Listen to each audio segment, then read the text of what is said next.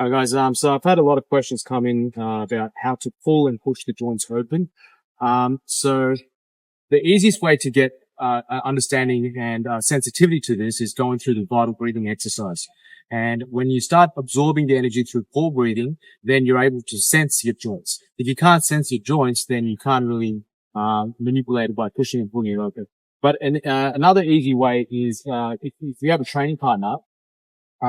As soon as I connect to my training partner, I want to feel his entire structure, right? And while I maintain that feeling, I want to pull all. So if I'm going the magnetic, pulling the joints open, I engage all the muscles that are for pulling. So for example, if you're doing a row, I engage that without going through the range of motion. So I'm not actually going through motion, but I'm engaging all the muscles that do that while I stay connected to my training partner.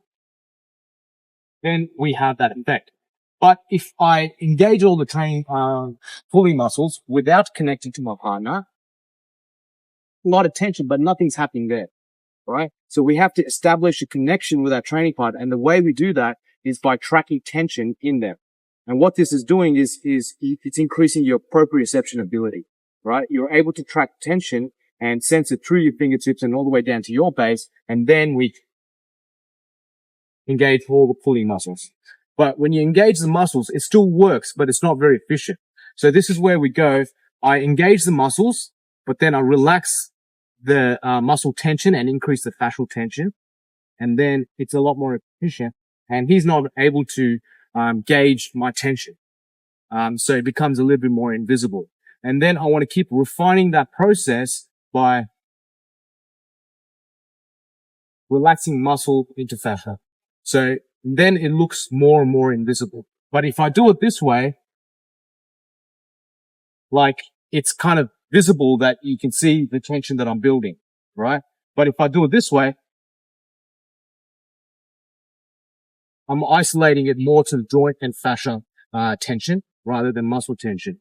And it's the same thing for electric. I connect to my partner and I push my joints open or engage all the pushing muscles without actually pushing.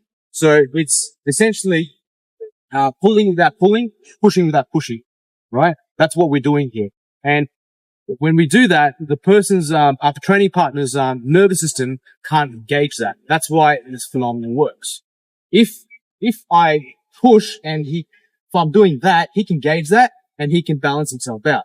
But if I go like that, his nervous systems can't, perceive that. So that's why it affects. So I'm bypassing his subconscious and his nervous system to have that effect. So having a training partner gives you an objective measurement if you're doing it well or not. All right.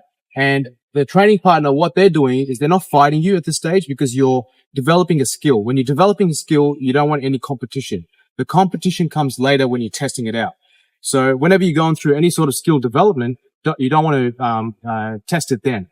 You don't want to compete through that process because you'll never learn. So when I'm feeding my training partner, what I'm doing is I'm giving him my balance by connecting to his base. So I'm doing exactly the same thing as what he's doing, except I'm not grounding out, right? I'm stretching into him and I'm feeling his tension, and then he's doing the same thing to me, and then he pushes his joints open, and then he has that effect. And I'm giving him my balance so he can train and he can develop the skill, and we just go back and forth. And you want to communicate a lot. Like, for example, if I'm feeding him and then he's going through the process, right? And there, I want to tell him like, what I perceived when he did it. So there's a little bit of shoulder tension. So the next round, you do it, you dissolve it a little bit more, and then and then we keep communicating, saying, okay, less leading with the hand, more leading with the energy in mind. Yeah. So that's a bit better. So every round that you're doing, you're refining the process, and the efficiency of this is based on the cooperation you have between your training partner. If you're not communicating and if you're not giving the right conditions to develop yourself, it'll take a very long time. So keep that in mind when you're doing this. So if you recap the process, go through vital breathing. As soon as you're able to sense the energy, start pull breathing. And when you pull breathing, you pull the joints open magnetically and pulling the energy in. And then you push the joints open electrically while pushing the energy out. And then you test that with a training partner. So And if you're struggling to move your training partner, it's you look at the process. Okay, where is my mind when I'm going through the pulling and pushing motion? If my mind is contracted in my own body, then it won't work. My mind has to capture his tension. I have to feel his tension, and I have to pull that tension. Then it works. Or push that tension. Then it works. But if I just do it within myself, it's not going to work, right? You have to establish a connection. So look at all the different steps and see where you're missing the piece of the puzzle, and then you solve that puzzle by isolating that. Okay? I hope that helps, and see you next video.